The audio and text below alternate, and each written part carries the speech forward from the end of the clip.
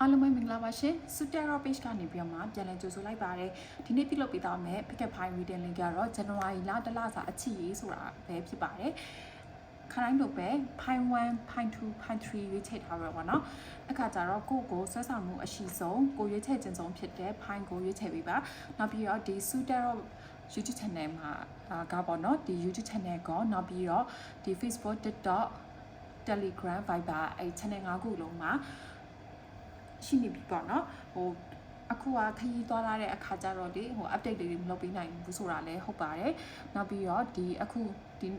2026ကစားပြီးတော့မှာပေါ့နော် reader ကိုယ်တိုင်လည်းအများကြီး update ဖြစ်အောင်လုပ်ပေးတော့မှာပဲပေါ့နော်အခုကလေခရီးသွားလိုက်မအားတာတွေကများနေတဲ့အခါကျတော့ဒီတိတ်ပြီးတော့မှဒီဘက်ကိုဗီဒီယိုလေးရိုက်ပြမှာမတင်ဖြစ်ဘူးပေါ့နော်ဒါပေမဲ့လည်းဒီ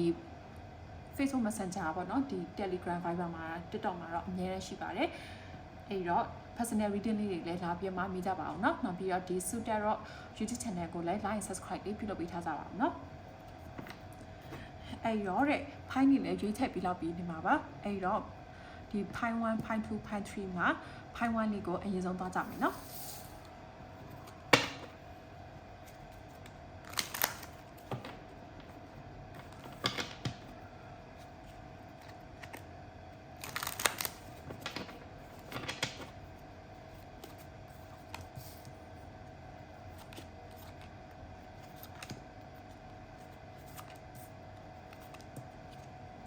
အဲ့တော့တဲ့ file 1တို့တဲ့ file 1တို့ကပေါ့နော်အခုချိန်မှာဆိုရင်ဒီ file 1ကိုရွေးချယ်ထားတဲ့လူတွေကတဲ့ single တွေဒါမှမဟုတ်ရင်ပေါ့နော်လက်ရှိမှာ relationship တစ်ခုကိုမတည်ဆောက်ထားရတဲ့လူတွေနောက်ပြီးတော့ဒီ official relationship ပေါ့နော် official relationship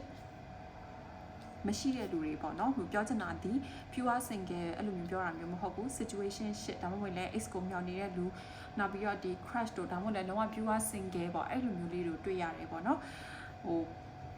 လုံးဝအဲ့လိုပေါ့ official relationship ချပြထားတဲ့လူဆိုရင်တော့နည်းပါလိမ့်မယ်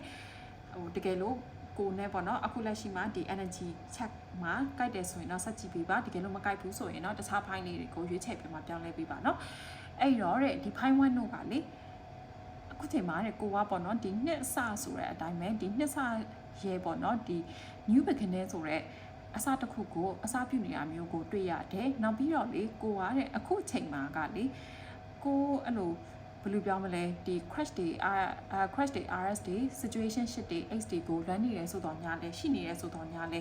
ဒီကနေ့လက်တွေ့မှာပေါ့နော်ကိုရဲ့စိတ်ကူးတဲ့အတိုင်းကိုဖြစ်စနာလေးတွေအကောင့်ထဲပေါ်ဖို့ဒီနှစ်မှာငါဒီနှစ်မှာတော့ငါဘာတွေရရှိရမယ်ပေါ့နော်ကိုရဲ့ရည်မှန်းချက်တွေကိုအိမ်မက်ပန်းတိုင်းတွေကိုအကောင့်ထဲပေါ်ဖို့စိတ်ကူးနေတာမျိုးကိုတွေ့ရတယ်ပေါ့နော်တစ်ဖက်မှာလေတဲ့ကိုကလေနှစ်ခုတည်းတစ်ခုကိုရွေးချယ်ရမယ်ပေါ့နော်ဘာကိုရွေးချယ်ရမယ်လဲတော့မသိဘူးmaybe ကိုရဲ့ဒီပညာရေးနဲ့အချစ်ရေးပေါ့နော်ကြည့်ရတချို့တွေအဲ့လို RSD ဆိုရင်လေနိုင်ငံခြားသွားမှာကိုကောင်လေးကဒီမှာကြံခဲ့မှာကောင်မလေးကဒီမှာကြံခဲ့မှာဖြစ်ပါမလားဆိုပြီးတော့မှရှေ့ဆက်သွားဖို့ကိုချီတုံချတုံဖြစ်နေတာမျိုးကိုတွေ့ရတယ်နောက်ပြီးတော့အဲ့လိုမျိုးပြောရဲဆိုပေမဲ့လည်းကိုကလေခုချိန်မှာကိုယ့်ရဲ့ career ကိုပေါ့နော်ကိုယ့်ရဲ့ဒီဘဝကိုပိုပြီးမှဦးစားပေးဖြစ်နေတာမျိုးကိုတွေ့ရတယ်နောက်တစ်ခုကလေအဲ့လိုမျိုး energy ကြောင့်ပဲလားတော့မပြောတတ်ဘူးကိုကလေကိုယ့်ရဲ့ partner ပေါ့နော်ကိုယ့်ရဲ့ crush တွေ situation shit တွေအဲ့လိုမျိုးတွေနဲ့စကားပြောကြည့်တဲ့အခါမျိုးမှာတဲ့ကိုကအဲ့လိုသူတို့နဲ့သဘောထားကွဲလွဲမှုတွေပေါ့ RSD ဆိုရင်လည်းရန်ဖြစ်ရတာမျိုးအဲ့ဒါဆိုငါတို့ညကဘယ်လိုလုပ်မှလဲငါတို့ညကမဆုံးရတော့ဘူးလားဘာလားညာလားပေါ့အဲ့လိုမျိုးနေတဲ့စကားများနေရတာမျိုးတွေအချင်းများနေရမျိုးတွေဒါမျိုးတွေကိုတွေ့ရပါတယ်တဲ့ပြီးတော့လေကိုကလည်းတဲ့ dominant ဖြစ်ချင်တာမျိုးကိုတွေ့ရတယ်ပေါ့နော် dominant ဖြစ်ချင်တယ်ဆိုတာကတစ်ဖက်လူ energy လည်းဖြစ်တော့ဖြစ်နိုင်တယ်ကိုကတဲ့ကိုယ်တိုင်ကပေါ့နော်အတကြီးတာကိုကလည်းကိုမနာကိုဦးစားပေးတာကိုရဲ့ရည်မှန်းချက်တွေကိုပို့ပြီးမှပဲဦးစားပေးတာအကောင့်ထဲပေါ်ဖြစ်တာရည်မှန်းချက်ပန်းတာတွေပဲပို့ပြီးမှအာရုံစိုက်နေတာမျိုးကိုတွေ့ရတယ်တစ်ဖက်လူရဲ့ energy လည်းဖြစ်တော့ဖြစ်နိုင်ပါတယ်ဒါပေမဲ့ဖြစ်နိုင်ချေတော့နေတယ်ကိုကတော့ပို့ပြီးမှတော့ဖြစ်နိုင်ပါတယ်ပေါ့နော်အဲ့ရောတဲ့ energy ကတဲ့ဆိုရင်ဒီအချစ်ရေးမှာဒီ January လထဲမှာဘာတွေဆက်ဖြစ်မလဲဆိုတာလေးကိုဆက်ပြီးတော့မှကြည့်ရှုပြပါအောင်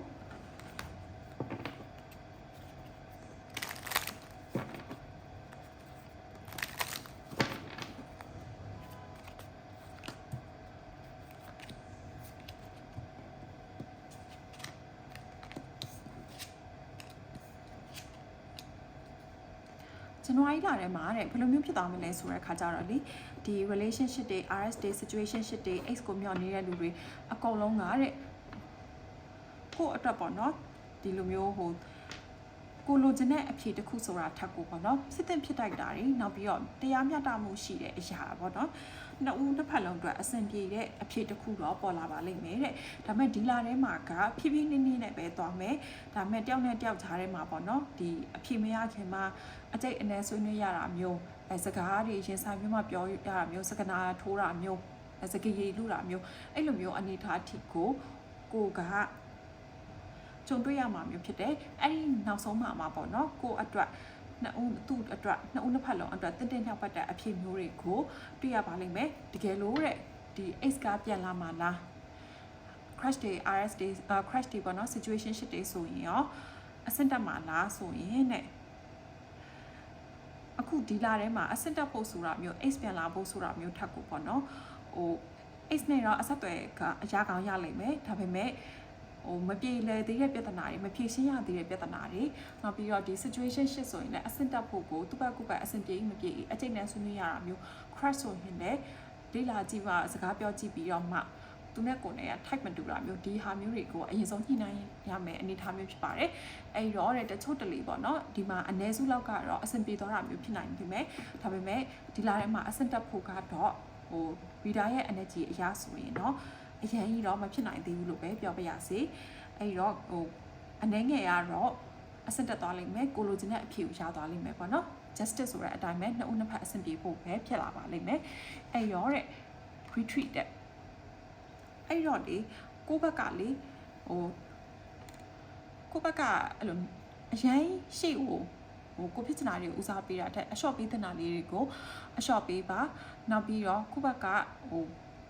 မဖြစ်နိုင်ဘူးလို့ထင်ရင်လည်းပေါ့နော်ကိုနောက်ဆုတ်တဲ့နာမျိုးပေါ့လိုအပ်ရင်နောက်ဆက်ရတာမျိုးဒီလိုမျိုးလေးတွေတော့ဖြစ်လာနိုင်ခြေရှိပါတယ်အဲ့တော့ Pi 1တို့အချိန်မှအဆင်ပြေကြပါစေเนาะ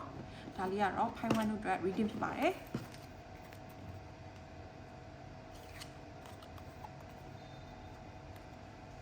အဲ့တော့ Pi 2ကိုသွားမယ်ပေါ့နော် Pi 2ကိုသွားမယ်ဆိုတဲ့ခါကျတော့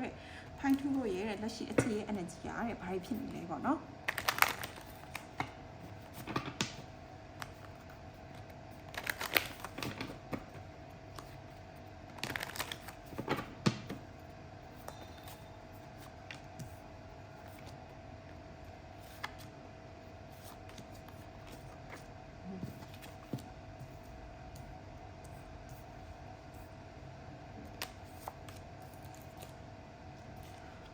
Pi 2တို့ရဲ့လက်ရှိ energy ကတော့ကောင်းနေပါတယ်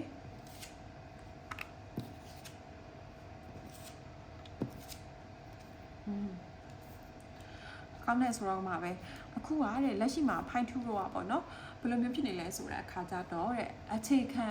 ပိုင်နေပေါ့နော်ဒီဘယ်လိုလဲ stable ဖြစ်တဲ့တည်ငြိမ်မှုရှိတဲ့အခြေအနေတစ်ခုကိုပိုင်ဆိုင်ထားရတာဒါမှမဟုတ်ရင်လည်းဒီကိုပေါ့နော်ကိုရိုင်းက stable ဖြစ်နေတဲ့အနေအထားမျိုးပေါ့နော်ဒီအခြေအနေနဲ့ပတ်သက်ပြီးတော့မှ crash day RS day crash day situation shit တို့ဆိုရင်လည်းအစင်သင့်ပေါ့နော်ဒီအစင်တစ်ခုတက်ဖို့ကိုအစင်သင့်ဖြစ်နေတာမျိုးတွေကိုတွေ့ရပါတယ်အခြေအနေနဲ့ပတ်သက်ပြီးတော့မှကိုယ့်ရဲ့ဆုံးဖြတ်ချက်တွေကခိုင်မာတယ်ပြတ်သားတယ်ကိုလိုချင်တာဘာလဲဆိုတာကိုသိတယ်ပေါ့နော်ကိုလိုချင်တာဒီ stable ဖြစ်တဲ့ relationship တစ်ခုအနေထားတစ်ခုဆိုတာမျိုးကိုဒီ Pi ကိုရွေးချယ်တဲ့လူတွေကတွေ့ရပါတယ်ပြီးတော့ကိုကအခြေအနေနဲ့ပတ်သက်ပြီးတော့မှလေကိုကနည်းနည်းစိတ်လောနေတာမျိုးဖြစ်တယ်ပေါ့နော်စိတ်လောနေတာမျိုးဖြစ်တယ်ဆိုတာကကို့မှာရွေးချယ်စရာနှစ်ခုပေါ်နေတာမျိုးပေါ့နော်အထူးသဖြင့်ဒီ RS day ဆိုတာထက်ကိုဒီ situation shit တွေ crash တွေနောက်ပြီးတော့ X မျောနေတဲ့လူတွေပေါ့အဲ့လိုမျိုးလူတွေမှာပို့ပြီးမှတွေ့ရပါတယ်တဲ့ဒီ crash တို့ဘာလို့ဆိုရင်လေကိုနဲ့crash နေတာကတစ်ယောက်ကိုလာ crash တာတစ်ယောက်အဲ့လိုမျိုးလူနှစ်ယောက်ကြုံတွေ့ရမျိုးရှိရပေါ့နော်နောက်ပြီးတော့ situation shit တွေဆိုရင်လေဒီလိုနဲ့ situation shit ဆိုပေမဲ့ကိုအခြားလာပြီးမှသဘောကျတယ်အသက်သော energy တွေကိုတွေ့နေရပါတယ် RS တွေဆိုရင်တော့ကိုသမဟုတ်ကိုရဲ့တစ်ဖက်တူမှာလာပြီးမှသဘောကျတဲ့လူမျိုးလာပြီးမှကိုရီစားဒါမှမဟုတ်ကိုလာပြီးမှ crash နေတဲ့လူမျိုးတွေကိုကြုံတွေ့ရတတ်ပါတယ်အဲ့ဒါကြောင့်မလို့ပဲကိုကလေအဲ့လိုဟိုလူကိုရွေးရမလို့ဒီလူကိုရွေးရမလို့ ਨੇ ပေါ့နော်အထူးသဖြင့်ပေါ့ crush တွေ situation ရှစ်တွေမှာပို့ပြီးမှတော့တွေ့ရတယ်ကိုယ့်ဘက်ကနည်းနည်းစိတ်ညံ့နေရပေါ့နော်ဟိုစိတ်ညံ့နေရဆိုတာထက်ကိုကဟိုလိုရွေးကမလားဒီလိုရွေးကမလားပေါ့နော်အဲ့လိုစိတ်လောနေတာမျိုးကိုတွေ့ရတယ်နောက်ပြီးတော့ဒီ RSD မှာကြတော့လေကိုသမဟုတ်တစ်ဖက်လူမှာအဲ့လိုမျိုးဖြစ်တဲ့အခါမျိုးမှာစိတ်အနှောက်အယှက်ဖြစ်ရတာမျိုးအဲ့လိုမျိုးလေးတွေကိုတွေ့ရပါတယ်ပြီးတော့ဒီကိုကလေတစ်ဖက်မှာကိုက stable relationship ကိုလိုချင်တယ်ဆိုပေမဲ့ကိုကလေကိုဘာဖြစ်ချင်လဲဆိုတာကိုကပြပြတသားသိပြီးသားကိုလုံနေတဲ့လုပ်ရက်တွေကိုကိုသိပြီးသားဒီလမ်းကိုရွေးရင်ဒီလမ်းကိုရှောက်ရမယ်ဘယ်လိုရှောက်ရမယ်ပေါ့နော်ဒီလမ်းကိုရွေးရင်ဘာဖြစ်မယ်ဆိုတာကိုကသိပြီးသားဒါပေမဲ့ကိုကဟိုကိုလည်းသိတယ်ဒါပေမဲ့ကိုကတစ်ဖက်မှာလည်းကိုကနာကျင်အသေးကွက်ရမှာမျိုးကြောက်တယ်ပေါ့နော်ဥပမာအားဖြင့်ဟိုကိုကိုပေါ့နော်ဒီအဖြေတွေပါတွေတောင်းနေတဲ့လူတွေဒါမှမဟုတ်ရင်ကိုကသွားပြီးမှ propose တာမျိုးတွေဒါမှမဟုတ်ရင်ဟိုဒီလူကိုရွေးရမလားဟိုလူကိုရွေးရမလားပေါ့ XD ဆိုရင်လည်းဒီအဟောင်းနဲ့အသက်ကြားထဲမှာပြများရတာမျိုးကိုတွေ့ရတယ်အဲ့လိုမျိုးနေနဲ့ကိုကတရားရောက်ကိုကရွေးချယ်လိုက်လို့မှားသွားရင်ဘယ်လိုလုပ်မလဲပေါ့နော်ငါအသေးကွက်ရတော့မှာလားပေါ့အဲ့လိုမျိုးဖြစ်နေတာမျိုးကိုတွေ့ရတယ်ဒါကတော့အခုလက်ရှိ Pine Two ရဲ့ energy ပါအဲ့ရောဒီလထဲမှာဘာဖြစ်မလဲဆိုတာကိုဆက်ပြီးမှကြည့်ကြမယ်နော်အဲ့ရောPine Two ဒီလထဲမှာအခြေအနေနဲ့ပတ်သက်ပြီးမှဘာဖြစ်ကြမလဲပေါ့နော်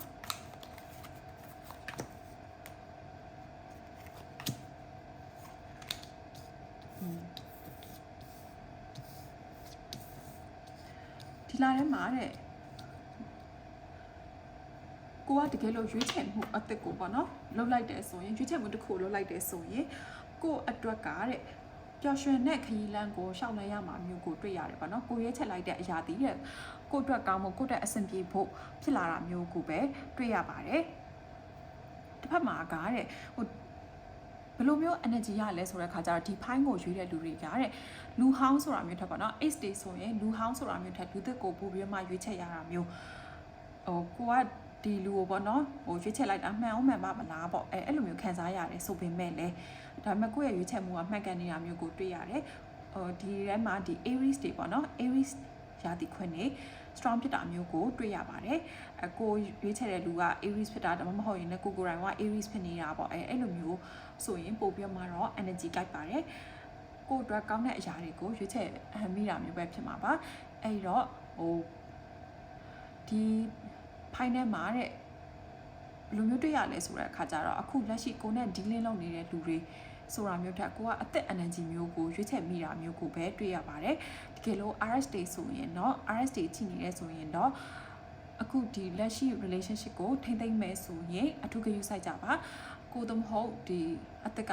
ကိုရဲ့ partner ကအသက်ဘက်ကိုပေါ့နော်စိတ်ရိုက်သွားတာမျိုးတွေဖြစ်တတ်ပါတယ်အဲ့ရောromance angel တွေကဘာပြောနေလဲhealing family issue ပေါ့နော်ဒီကိုယ့်ရဲ့အချစ်ရေးက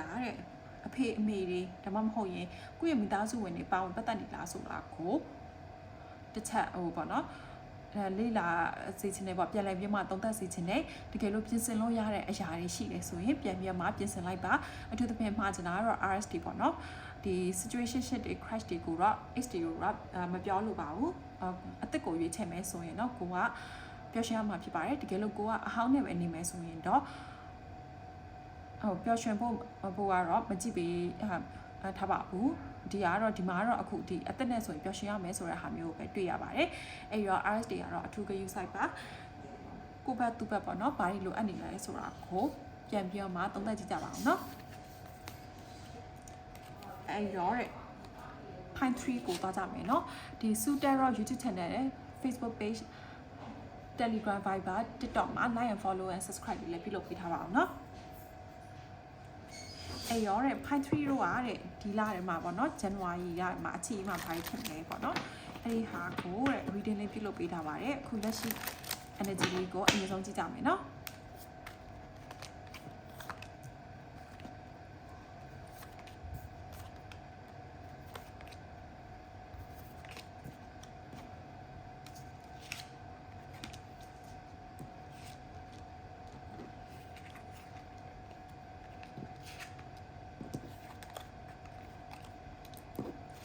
Pine 3လေးတွေကတဲ့အခုချိန်မှာဘယ်လိုမျိုးဖြစ်နေလဲဆိုတဲ့ခါကြတော့ပေါ့နော်ရတာမလို့လိုတာမရဖြစ်နေတာမျိုးကိုတွေ့ရတယ် RS day situation shit day crash day ဆိုရင်လည်း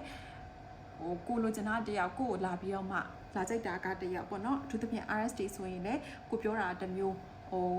ကပန်းစည်းလေးလိုချင်တယ်ဆိုရင်အဲ့ဒီချိန်မှာကိုပန်းစည်းမဟုတ်တဲ့တခြားသောအရာတွေကိုပေးတာမျိုးပေါ့နော်ဥပမာဖြစ်ကိုကကြာစံကြော်ကြိုက်တယ်ဆိုရင်ခောက်ဆွဲကြော်ဝယ်လာတာမျိုးအဲ့လိုမျိုးလေးတွေ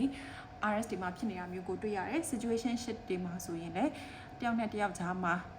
ဆိုလိုရင်အတိတ်ပဲလေးတွေလွဲနေတာမျိုးလေးတွေကိုတွေ့ရတယ် crash တွေဆိုရင်တော့ကို crash တာကတယောက်ကိုလာ crash တာကတယောက်အဲ့လိုမျိုးလေးဖြစ်နေတာမျိုးကိုတွေ့ရတယ်ဒီလို X ဆိုရင်လည်း X ကိုမျှော်နေတဲ့လူဆိုလည်း X ကပြန်လာဖို့ဆိုတာထက်ကိုမလို့ချင်တဲ့လူပေါ့နော်ကိုစိတ်ထဲမှာ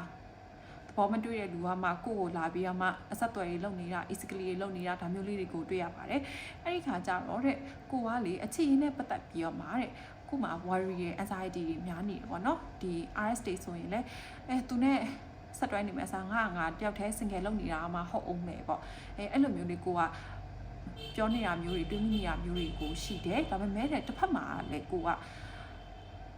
သူမရှိဘဲနဲ့လည်းကိုကမနေနိုင်ဘူးတဲ့ဒီ RS တွေဆိုရင်ပေါ့နော်အထူးသဖြင့် RS တွေပါ RS တွေဆိုရင်လည်းသူမရှိဘဲနဲ့ကိုကမနေနိုင်ဘူးကိုရဲ့ RS နဲ့ကိုကပျော်ရွှင်တဲ့မိသားစုဘဝအထီကိုတည်ထောင်ချင်တာမျိုးကိုစိတ်ထဲမှာရှိနေတယ်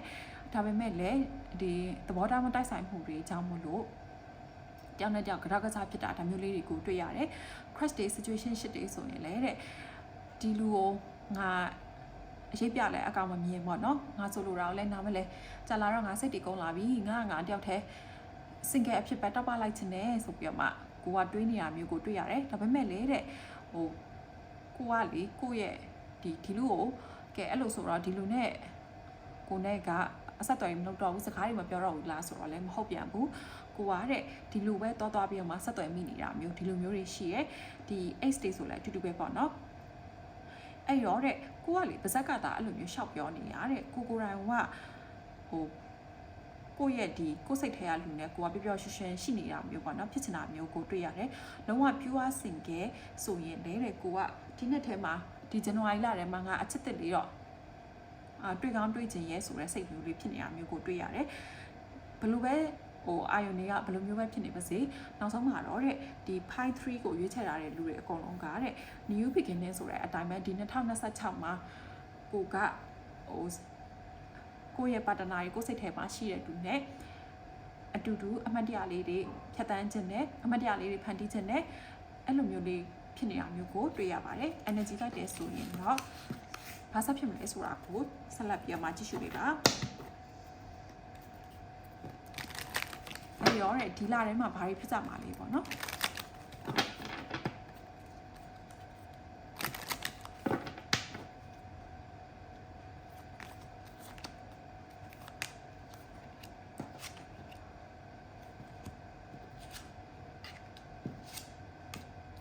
Pine 3တော့ဒါစစ်တော့မကောင်းပါဘူးဒီလထဲမှာတဲ့ဘယ်လိုမျိုးတွေဖြစ်မလဲဆိုတဲ့ခါကျတော့တစ်ဖက်ကတဲ့ကိုယ့်ဘောကိုဖုံးကွယ်ထားတာမျိုးတွေပေါ့နော်ကိုမဟုတ်တော့အခြားလူတွေနဲ့ချိလုပ်နေတာမျိုးတွေဒါမှမဟုတ်ရင်လေကိုယ့်ရဲ့ပါတနာကိုမဟုတ်တော့အခြားသူတွေကလာပြီးတော့မှသဘောကျနေတာမျိုးတွေကြိုက်နှစ်သက်နေတာမျိုးတွေကိုလူကလည်းတစ်ဖက်ကိုသွားပြီးတော့မှတာယာနေတာဒီလိုမျိုးတွေဖြစ်နေတာမျိုးကိုတွေ့ရတယ်တဲ့နောက်ပြီးတော့ဒီလထဲမှာသူနဲ့ကိုယ်နဲ့ကြားထဲမှာ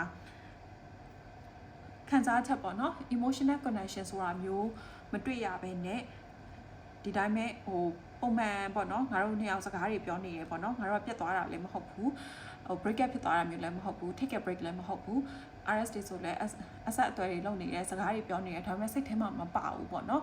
နှစ်ယောက်လုံးကကိုကအာရုံတခြားစီဖြစ်နေတာမျိုးကိုတွေ့ရပါတယ်အဲ့တော့အထူးဂရုစိုက်ပါတပ်ပါဆန်ဝန်နိုင်တဲ့အနေအထားရှိပါတယ်အဲ့တော့ကိုယ့်ရဲ့အချစ်ကိုလက်လွတ်မဆုံးရှုံးခြင်းဘူးဆိုရင်တော့လိုအပ်တာလေးတွေကိုပြင်ပြမှညှိနေနိုင်နေဖို့အကြံပြုပါတယ်ပြီးတော့ကိုရိုင်းကလည်းတဲ့ငါစိတ်ထဲမှာထင်နေတာများဟုတ်မလားဆိုပြီးတော့မှတွေးနေတာမျိုးတွေရှိပါတယ်တကယ်လို့အဲ့လိုမျိုးကိုယ်စိတ်ထဲမှာကိုယ့်ရဲ့ intuition ကပြောလာတယ်ဆိုရင်မဟုတ်ဘူးဆိုပြီးမှကိုခံပြီးမှညင်းနေတာမျိုးထက်ကိုယ့်ရဲ့ intuition တွေကမှန်လေ့လာဆန်းစစ်ကြည့်ပါအထောက်ထားမရှိဘဲနဲ့တော့တစ်ဖက်လူကိုသွားပြီးမှရိုးစစ်တာမျိုးတော့မလုပ်ပါနဲ့အဲ့တော့တဲ့ tarot romance angel လေးတွေကရောဗာပြောနေတယ်တဲ့ passion နဲ့เนาะကိုကလေ ကိုယ်စိတ်ထဲမှာမျိုးသိမ့်နေရတာမျိုးတွေပေါ့နော်အဲ့လိုမျိုးတွေရှိရဲဆိုရင်ဖွင့်ထုတ်ပြလိုက်ပါပြီးတော့ကိုယ့်ဘက်ကအတက်နိုင်ဆုံးကောင်းပြလိုက်ပါပေါ့နော်ပြီးတော့ဒီကိုတစ်ဖက်လူအပေါ်ကိုဘယ်လိုလဲငါနဲ့နာခံလိုက်ရင်ကောင်းတော့မှာငါနဲ့နာခံလိုက်ရင်ငါပေါ်သူကပြန်ပြီးမှတိလာမှာပါငါအချက်တွေကိုသူမြင်လာမှာပါပေါ့အဲ့လိုမျိုးဆိုတာအထက်ကိုတဲ့ကိုကလေကိုယ့်ရဲ့ချစ်ချင်းမြတ်တာတရားကိုယ့်ချစ်ကိုကိုယုံကြည်ရဲဆိုတဲ့ပုံစံမျိုးနဲ့ပဲနှစ်ယောက်သား relationship ကိုဆက်ပြီးတော့မှတိဆောက်သွားကြပါအထောက်အထားမရှိဘဲနဲ့ဆွဆွဲတာမျိုးတွေတော့မလုပ်ပါနဲ့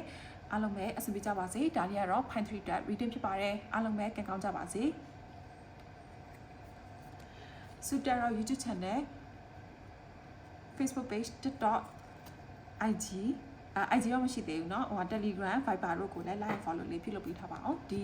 YouTube channel လေးကိုလည်း like subscribe လေးပြုလုပ်ပေးထားပါဒီ reading လေးကိုနှစ်သက်သဘောကျရဲဆိုရင် personal reading လေးလည်းယူပေးကြပါเนาะအားလုံးပဲတတာ